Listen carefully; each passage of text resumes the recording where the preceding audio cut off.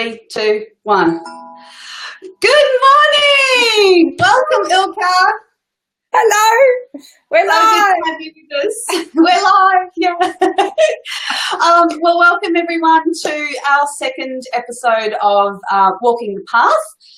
So we'll be doing these discussions and interviews and chats every Monday morning at 10 o'clock. So if you like what we're doing, let me know. And if you have any particular topics that you want me to find someone to talk with about, then let me know that as well. So today we are with the gorgeous Ilka, and you are a wealth consciousness coach. Is that correct? Yeah, wealth consciousness, wealth transformation. Yep, that's me. Fantastic, fantastic. So, I mean, wealth is a topic or an area of our lives that so many of us struggle with. That concept of receiving money for doing something that we absolutely love and knowing that we're worthy of receiving it, and how to get that beautiful passive, or not passive income, but that flow of income where we're not having to work our guts out all day long every day, and just hard, because I guess that's the concept that so many of us have grown up with believing, isn't it? Yeah, yes. And that was my story too. Like, that was the conditioning that I had to really let go of to like that, when I was even to become, to call myself this wealth transformation coach, when it still sounds a bit weird, but I had to, I realized that what I was doing was, it has to be hard. And also, I was talking to my daughter in bed this morning, and she was coming to me and she's like, Mom, I've got to make money. I'm like, no, it's like, just follow your heart, like go with what feels good for you. Because I said, I spent so much of my life it wasn't even the money. I was trying to get my father's approval. That's what it actually was. Because they had so much, not even they did. I perceived that money was a huge thing. And if I impressed my father with how much money I made, then I got his approval. So I was really looking for approval. And I think that's what everyone's actually, like, that's where the conditioning comes from, is you're seeking something outside of yourself, like your father's approval or society's approval or something. And you've really, you've got to come back. And that's why I call my company growing inner wealth, because you've got to start putting the approval back in yourself, and going after what you actually want, So tell us a little bit about your background and I guess your childhood and what led you to where you are now, I guess.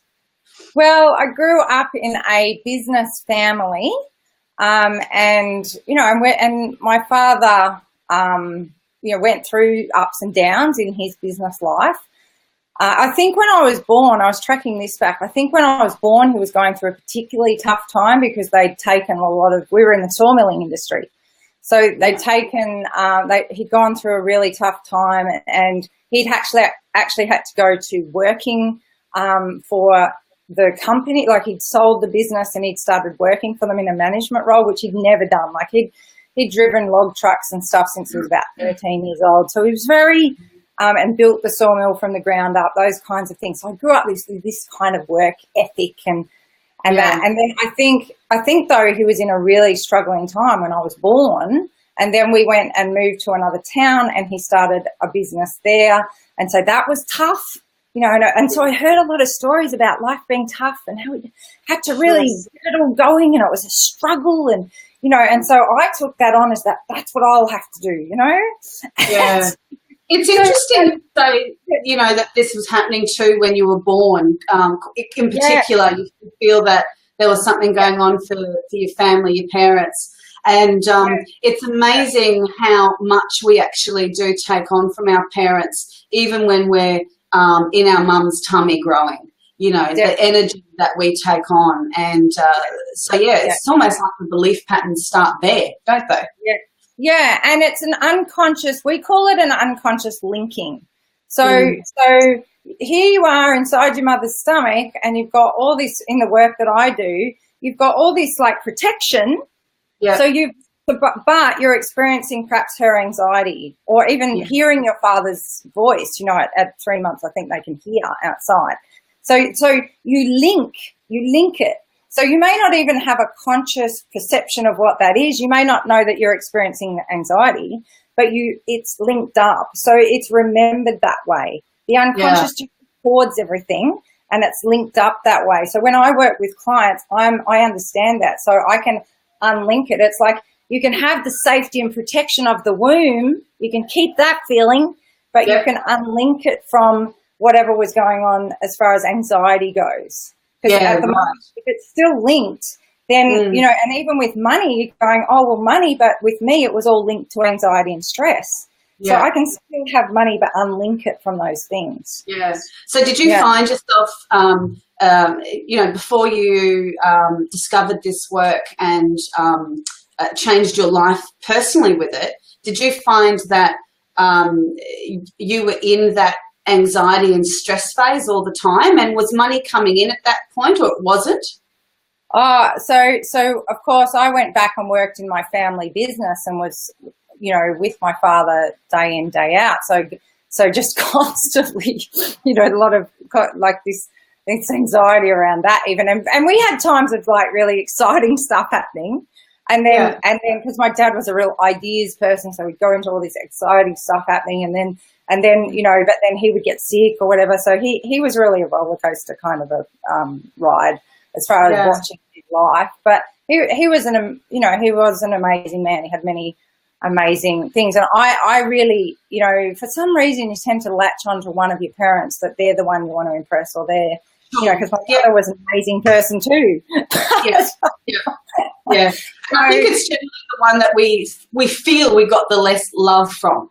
And it's not that they loved us any less. It's just that we didn't receive it in the way that we thought we should have received it, I guess. Yeah, exactly. It's all just our perception. Yeah. Oh, interesting. Okay. So, so I, you know, this idea of, you know, wealth consciousness and, you know, overcoming these thoughts that we have to work hard day in, day out. You know, over the last couple of years, because I'm the same, you know, my parents, they bought a business when I was, I don't know, 3.5, 4, and I watched them work for 20-something years, 6 days a week, leaving home at 6:30 in the morning and getting home at anywhere between 5:30 and 6:30 of the evening. So, you know, my folks were working 12 hours days, you know, 60-hour weeks or whatever. And it's the same for me. It's like, well, you've got to work hard. There's nothing, you just got to work hard to get money. That's the only way. So in the last few years, you know, as my journey's been developing as well, that understanding that that's actually not the case. And our external reality is a pure reflection of our internal reality. And whether we're talking about wealth, whether we're talking about love, whether we're talking about whatever, it doesn't matter. It's all the same. So, so when you get people to go and help them to unlink those unconscious things, do you replace that with certain activities or certain things to help them start, as you say, flicking the switch and get those more positive belief systems happening? The belief system, that's the biggest thing. Yeah. So to understand the belief system. Sorry, I'm getting some feedback on my thing, but that's all right. So for example, the one where, you know, you were safe and protected in the womb, but you were experiencing this anxiety. So there's a link, for example. The hard work equals I get money. There's one. There's a big link. So then it's changing the belief to basically I can have money and do what I love, feel joy. Like the feeling state is very, very important. Right. And another thing that happened to me is I started going out and going to all these, wealth seminars and how you do investing and all of this kind of thing. I was very interested in that. Again, a lot of it was driven by seeking approval. And when I went out into those areas, the people that had created wealth and lots of wealth for themselves in those seminars and whatever were saying to me, you must visualize and get into the feeling state of I've been taught just this weekend not to use the word want, but what you need, or what I like to say, like what turns your screw, what really lights you up as a person, what really, really lights you up. For me, it's traveling. Like if I go to, I'm in the Himalayas hiking, or I'm going to visit Machu Picchu, or I'm doing something like that, that is what lights me up. And it has from quite a young age. If you don't know what lights you up, I recommend the Big Leap book. And but thinking back to what you loved to do as a child. So then when you say, what do you do with my clients, because I teach them tapping and I teach things like that, you kind of have to, like, and I do this myself because the hard work program is so huge. When I'm on the beach or somewhere like that, where I should actually be having a good time. Yep. I'm walking along the beach. It's a beautiful sunny day. I'm on the Sunshine Coast. And sometimes, because the programming it's much better, much, much, much better, 100 times better. But I used to be able to make that hard. Like, seriously, I'd be on the beach. And I'm making this hard. Like, I'm thinking about stuff. And, the beach where I go so I can think about my stuff. And I'm in a stressful place. So we're making things hard for ourselves, yeah. That's it. So you're doing it to yourself. So I would tap as I was walking along the beach to actually just go, let it go, Ilka, let it go. Like, I've had to retrain myself to have fun and love what I do. Because I conditioned myself so much to go, it's got to be hard. It's got to be, and even if I'm like in this kind of, I'm doing stuff, even with the kids, I'd be like, I'm doing stuff. And it's almost like that gives you a sense of importance too. Right. Like, I'm important because I'm in this, because that's what you saw your parents, like they were important when they had stuff to do and all, which is all good. But so it's really what you call deconditioning or whatever. You've got to just let go, let go. And I'm doing it on a daily basis. Like whenever it's coming up for me, if I'm at the beach or if I'm even planning something what I'm going to do with the kids that's just a fun thing, I will have to tap on that because the stuff will come up for me because I'll be like, and I'll see stuff happen where I'm making it hard. Like, even this weekend, I was going to go and visit some friends who I was so excited about visiting them, and my husband got sick and he couldn't come. And how am I doing this? It wasn't anything to do with him, but I was really excited about him coming. But somehow I made it some kind of hard turned up for me. So I had to tap on that and let that go too. Wow. So like, I can go and have a good time by myself. He can stay and rest and be in bed, and So it's just really working on that programming and knowing that you're creating it. Yeah. Wow, that's really interesting, isn't it? I was speaking with one of my mentors last month or the month before, I think it was, and I was having a chat with her, and I kept saying, it's so hard. And she said, no. She said, it's not.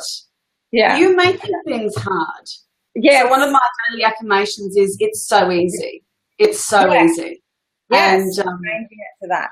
And and where we go wrong sometimes in this whole personal development world is, it's not like some days you just want to go, like my daughter said to me the other day, Mum, you're being a victim today. I was like, yes, sometimes I want to be a victim. Don't you love that?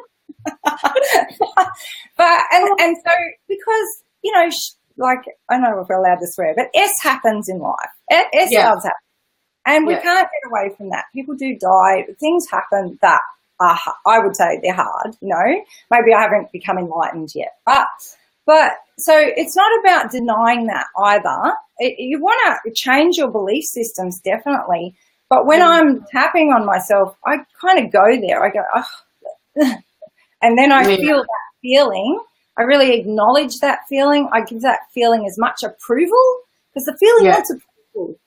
So I give that feeling approval. I love myself for where I'm at, and then I go to change the belief, Right. That so it's a process of recognizing that the feeling is there. Yes. Acceptance, what Polly calls radical self-acceptance. I love that. So acceptance of the way that you're feeling, with no judgment, and just knowing that, you're feeling that and it's absolutely okay. Yes. And then then letting it go, then doing whatever you need to just let it go. Yes. Yes. That is the most important step. You must acknowledge it, because it's the unconscious is the inner child. So the inner child wants to be acknowledged, wants to be honoured, respected, like they've kept you safe. If they're in the womb and this anxiety thing's coming up, and then someone presents to them with the same voice they were hearing outside the womb, that anxiety will just come into the body. They'll hear that voice, it'll have that same tone, and you don't even know what that is. That's what we call the unconscious programming, because they've linked that up. So that's the kind of thing that I'll be looking for when I'm working with clients, because they're like, I don't know why this happens, and because I'm not conscious of it. It's what they don't know. Yeah. Yeah. I was thinking over the weekend as well, having some time to myself yesterday on Mother's Day in the bath, which was so lovely. Things are starting to move forward. I've got my feminology trial program in the process at the moment, and getting that ready to launch. I know, it's so cool. In August, hopefully. So things, and there's a lot happening at the moment. I'm planning a Leading Ladies Roadshow, and we've got Leading Ladies Gold Coast starting up this week. I know it's all happening, right? Yeah. And I feel like I've gone back into that pattern of, there's all this stuff happening. Oh, I haven't got time to take the dog for a walk. I've got to, get the kids to school so I can sit down and get all this work done. So I've really noticed that I've fallen back into that pattern over the last month. And but look at you aware of it. This is the key. The awareness is key. As soon as you're aware of it, it just doesn't have the power over you anymore. It doesn't have the control over you. And that's one good thing about going back and looking at some of these, really looking at, well, what did money mean to me when I was growing up? What was it all about? What has it meant as I've gone through the ages and stages of my life? And, looking and saying, well, maybe it did mean, I was talking to this friend on the weekend, and he was like, he said to me, he started doing a lot of this self-development work, and he's a man in the self-development field, which is not as common. And and he was like, I was seeking approval too, but I didn't want to admit it. He was really seeking dad's approval too.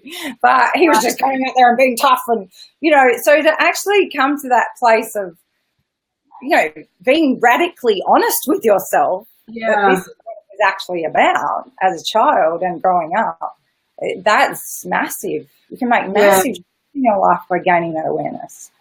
And do you think, like you've said, that you were trying to gain your father's approval?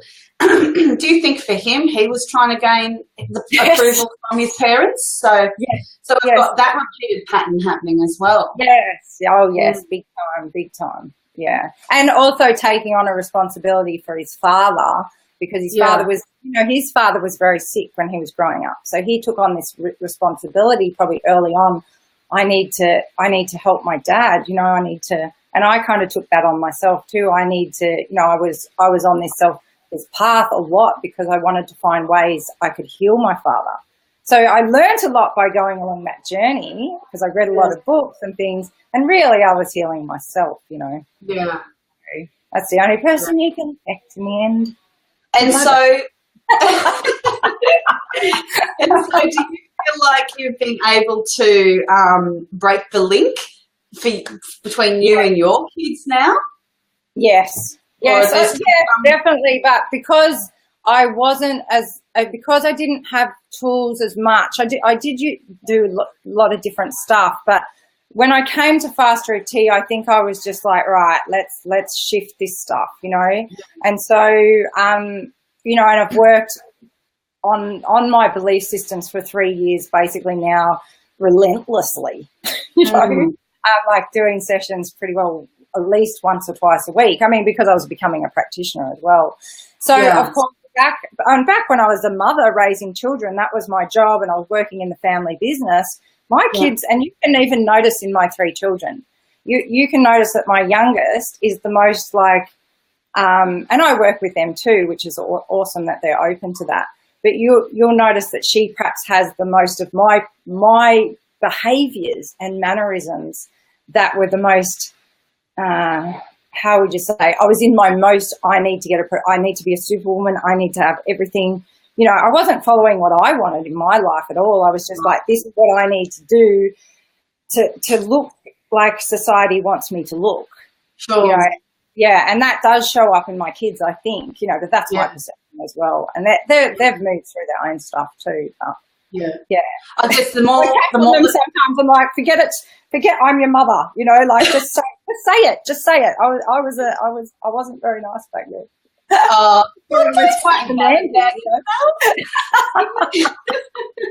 You know, it's you know, we all have those things that we go, oh God, I've passed that down to my kids. Oh, you know, we all have that moment. Yeah, but I think the thing with children is they can change very quickly. You know, they're so much more evolved than we are, and they move the programs very quickly. So because people always ask me that, they're like, oh, I've destroyed my children's life, but not really. Okay, so I'm just going to pop over because I did pop up a daily discussion this morning in Leading Lady about you know, what did I say? What money belief would you like to start shifting your perception on? And Neal has made a comment here, which I can totally relate to. She's tired of giving and working long, hard hours for little or no money. I'm tired of paying others constantly, and she wants to open up and receive an abundance of money for all of my efforts and believe that I am worth it. So what would you say to Neal? Can you read it again? Read the question again. He says, pardon me. I'm tired of giving. And that's a long, hard hours. Yeah. So I'm tired. There's a feeling state. So that would go back to what we talked about before. I'm tired. Give yourself acknowledgement and approval for that. And perhaps for when that little girl saw someone being tired, I would, I want to speak in like the country kind of ways. I'd put money on it. Similar, and also you tend to gather around similar kinds of people. You will attract similar kinds of people into your life. So given that you and I, Jen, both had business backgrounds and business families, or parents who worked hard, you know what I mean? I would say she probably did too. Like that was a pattern she saw. I don't know though. So I would go back to, you know, for me, I'm always working with memories. When did she see that? Who did she see be tired? Where did she learn this pattern? Because babies and 1-year-olds are not tired. Yeah, sure. Yeah. So it's a learned pattern. And for me, I saw my dad tired a lot. And my mum, for that matter, like when they were running this business and, you know, doing all of that. So it's moving some of those memories. It's moving, but the feeling itself it would be huge to know that you can shift that. Yeah. It's a great way to do that. There's many and as you were saying earlier, that the best way is to put yourself into that feeling of what you love doing and where you want to be, sort of thing. So and try and be outrageous with that. Try and really like go, okay, because the feeling state is the king here. So, you know, and I know this might sound strange, but me saying on the pool is what puts me in that feeling state. But as I was explaining to you before we went live, I have a girlfriend here at the moment, and we are planning a walking women's retreat to Nepal. Now, 2 years ago, I wouldn't have even imagined that could have happened. you know, and it's still got to happen. Like, we still got to get it all done and whatever. But I get chills all over my body. The hair stands up on the back of my neck. She's showing us this movie this morning, and I'm getting so excited, like so excited that my life could. I'm looking at doing 2 or 3 of those trips, going to other places. My love is travel, so I've given myself permission over the last few years to do that. So I'm just telling her this because if you can move, I had that tired thing. I still some days have an overriding urge to go to bed. It'll just hit me like a thing. So some days I try and tap it out, but some days I just go, okay, and I accept it. And I go, look, Ilka, I think you need to have an hour's rest today. Like, if I can't tap it and it won't go down, I'll go and have an hour's sleep. The thing is, don't beat myself up for that anymore. Yes, yeah. You know? And so if you're tired, it's actually not the tired, like, that's a belief system about yourself. But what's making it worse is that you're judging it. You're going, it's bad to be tired. Yep. Tiredness is fine if you just go, oh, well, I need to sleep. And you don't go without judging. But if you're judging it makes it, like, so heavy. Yeah. And that's for everything, isn't it? Like, I had the beautiful Carmen Walker give me some feedback last week on, because she's doing the trial for my feminology, and she said, you know, she's at the cycle, part of her, or the time in her cycle when the hormones are really starting to take a duck dive. So that's when our emotionally we just become erratic. You know, that's when the anxiety and things really, really step up. And, you know, she said just to know that there's nothing wrong with me and that this is a natural cycle and it happens every month, and there's a bigger reason for why it's happening, and there's nothing wrong with me. She said it just completely lifted the pressure that she felt upon herself to think that she shouldn't feel that way. Exactly. So, perfect. So keep going with the question, because, see, there's so much in so many questions like that. So, the tired part, and then I keep giving, she said. Yeah, she says she keeps giving, and wants to open herself up to receive. So initially I would say she's perhaps not giving to herself enough. Yeah, and for me though, it's recognizing that, again, this is a pattern. So one of the biggest questions I ask people is, if this giving was a person, who would it be? Or who did you see do this in your past? Yeah. You've learnt this pattern from someone normally. Again, a child is very strong-willed. A child knows what they want. You know, and anyone who's experienced a 2-year-old will know how strongly a child knows what they want. Yeah. I'm thinking of my son. He's almost 5, and he's very. Exactly, and this is why. But we condition them out of that, because, you know, there's so much conditioning around not having what you want. Once a black word, apparently I learnt on the weekend. So what you need, because you really do need to live a passionate life. You need to be enlivened with your passion, you know, and so giving yourself permission to feel that and even if it's just a dream right now, like, go to those images in your mind. If you, like, for me, if I have to put pictures of Machu Picchu everywhere and watch videos every day of that to get myself into that enlivened state is such a gift to yourself. Like, because you can change your emotional state. It's just that the conditioning is massive. Like Bruce Lipton says, it's 95% of your mind. Now, really? Yeah, 95%.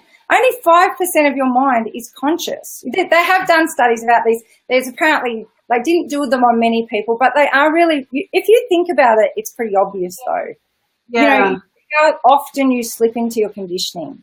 So that's why it's so important to really go back and when I'm tapping on people, there's no judgment of your parents. Your parents did the best they could because they were following their own conditioning. So I'll be always going, Mum did the best she could. You know, Mum did the best she could. Because again, as acknowledging that Mum did the best she could, but I would say she learnt that program of giving. And also there's a benefit from that.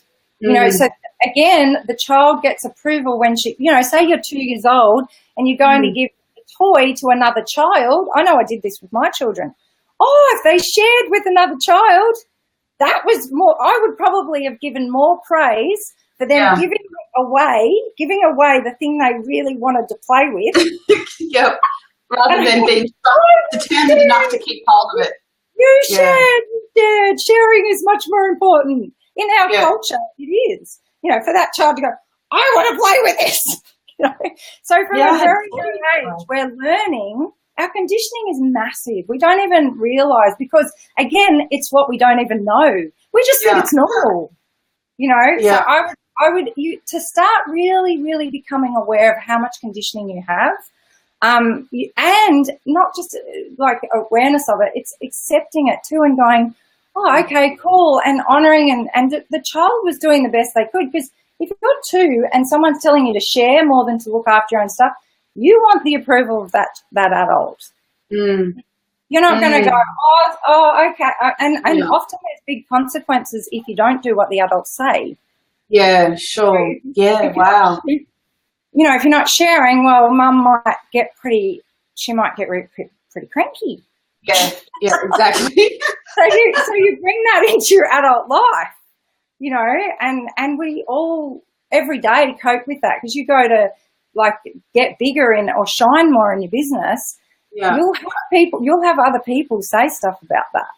Yeah. Just like mum said it to the little 2-year-old. So you've got to make peace with the 2-year-old. Because otherwise other people will still keep affecting you because they're like your mum. So with Neal,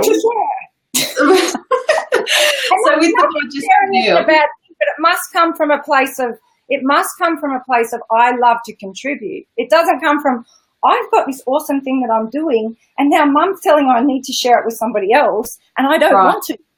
Yeah, sure. Or from a place where they feel they have to be giving. Exactly, and it's taking away from him. Yeah. I mean, this stuff it's not. There's a lot of grey areas. Sure. But you got to just acknowledging that and going back. The parents did the best they could, but I've got a lot of conditioning. I need to start looking at that and start giving myself a break here. Like I'm conditioned away from what I wanted. You go through a whole 12 years of school system and nobody asks you what you want or what lights you up. Very, very little. I mean, it is changing and it's a lot better. But most of the time I'm being told what to do. So people go, I don't know what I want to do. And I'm like, well, no wonder. And Claire also made a really great comment here as well. And she says, her belief would be that she can be authentic and ethical and not miss out on financial abundance. Yes. And see, that's perfect because that goes back to that little 2-year-old thing with that. Let's be ethical here. Let's share. But so mum's saying share. So she's like, so there it would be a win-win. So let's say in that scenario, it's like maybe they got 2 toys. You know what I mean? Like, they're fighting over Barbies. They're fighting over Barbies or whatever, and mum's saying you must share that Barbie. And then instead, because mum's in her fight, flight, freeze, and she's like, my daughter's not sharing. She's a bad child. So you go into that. Like she's got like, oh God, the people are going to think my daughter's bad because she's not sharing her Barbies. So then, but if the mother doesn't go into that, the mother can think up a win-win situation like this woman is rightly so saying here. And she goes, oh, I have another Barbie in the cupboard. Let's bring out another Barbie and that girl can have a Barbie too. Yeah. So then they're both happy. Yay! Yeah, definitely. And that if we're not in the this is how life must be or going into my child's bad or worried about what people think, then we can go into the more we're not in fight, flight, freeze mode, and then we can think up win-win situations. We can use our prefrontal cortex and be very creative. And live in a world where there is no lack. There's enough Barbies for everybody. Sure. Enough Barbie dolls for everyone. I love it. It really does come from back then. You know, that's why you've got to go back and really make peace with a lot of the stuff that happened when you were a kid. Yeah. And what was upsetting to you, because it's turning up again. Yeah. And again. And again. And again. And again.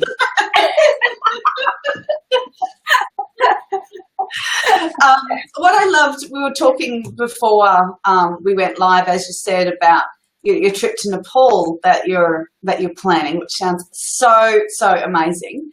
That was a dream of yours when you were 12 years old.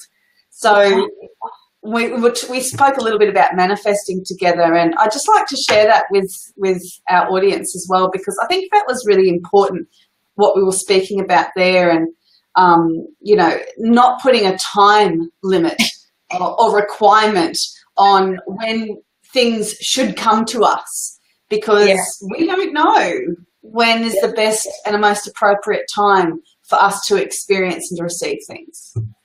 Exactly. And it really is about letting go of that. Yeah. The how is a very logical, analytical part of your mind, and it's not the part of the, well, it's part of the creative process, but it probably comes in later. And I've been watching a lot of Joe Dispenza, you know, get into that stuff. He is phenomenal, like the stuff he's doing in the world at the moment. But he's teaching people to get into that really heightened state of emotion.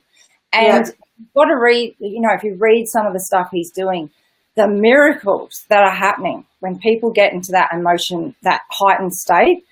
Yeah. Can I tell a quick story? Of course, yeah. Yeah, he was telling a story, and if people have been to his seminars or people have seen it, he puts people into a meditation, gets them into this heightened state. This 14-year-old boy and his mother were there, and their father, I think it was a South American prison he'd been put into, and they visualized that he was out. They visualized seeing him, hugging him, being with him. And no joke, so Joe went up to them afterwards, because he sees a lot of people in emotion, like a lot of big emotion. But this kid literally had his shirt wet with tears, right? Oh, yeah. So Joe went up and said, "Oh, what's happened?" And they said, "Our father has just rung us. He does not know what happened, but a guard came to the cell and unlocked it and said, 'You're free to go.'" Oh my God, I have major dose of goosebumps right now. I know, but and if you read some of Joe Dispenza's stuff, because he's got big audiences now, and he's going all over the world teaching this, that it's the heightened state. It's you know, see it, feel it, be in that state, and then and you can like it's awesome to read a lot of what's happened to the people that are doing his process, because he's teaching them to get into a different brainwave too, because it's kind of like where you can really go into being very clear and focused about what you want to manifest. And but because of course we are the universe, you know. But he's where he's getting a lot of men following him too. It's very logical what he's teaching, very scientifically based. Love it. Which is just beautiful, because, you know, he's putting a lot of brain machines on people. He's actually knowing when they go into heightened brainwave states, massive amount of statistics and things that he's collecting around this manifesting. It's not just woo-woo.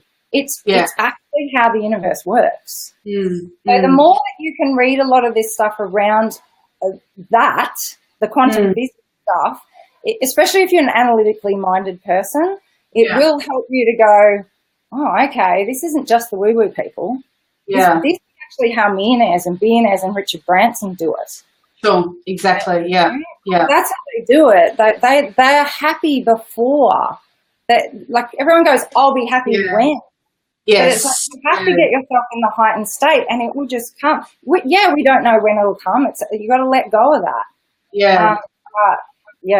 It's amazing. Oh, I love that. I love that. That's fantastic. Well, thank you for sharing that. With a heap of other stories, like lots of stories. People, you know, healing the terminal illness, lots and lots of stuff. It's awesome because you're going to change your brainwave pattern by just reading his stuff.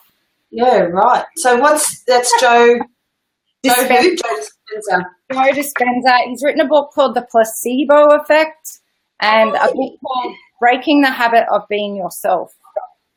Oh, he's a neuroscientist. He's a neuroscientist and a chiropractor. Wow. And he got hit by a truck, I think in his early 20s, and basically had a thing that nobody else had. I'm not sure here because it was a while back I read that book. But it was either, well, everybody that had ever had that break in their spine had gone in and had plates put in. He refused to have that done. I don't know if the people had walked once they had the plates put in, but they were certainly disabled. Joe refused to have that done. He went home, and I think it was within 3 months he was back in his chiropractic practice. He had healed himself so you can read all about that. So he is an incredible individual in himself. So I even think it's synchronistic that I went to a friend's house this weekend, and he was right into Joe. He'd been to Joe's thing, and so we were sitting in the lounge room, and he's showing me Joe's workshop, and we were doing the meditations together. Yeah, and before I speak here, because one of my things is I believe my purpose here on this earth is to help people make changes, obviously, but to facilitate people like you, Jen, who are out really making the changes. But it's people like Joe who are bringing the science and stuff to it to really help all of us, because there's a lot of people, and I know your group in Leading Ladies as well, for whatever reason, we have this passion to change ourselves, but also change the world and make it a more peaceful, harmonious place. Yeah.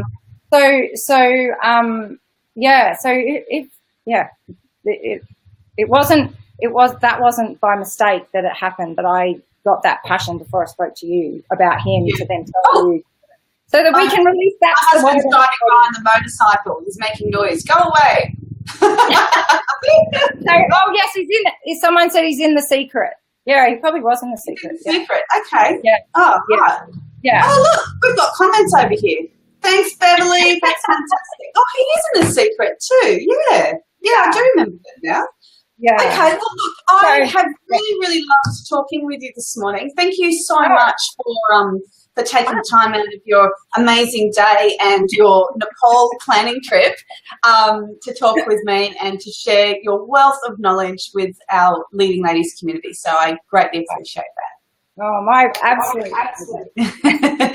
All right, ladies, thank you very much. We'll see you next week. Bye, everyone. Bye. And that, and love.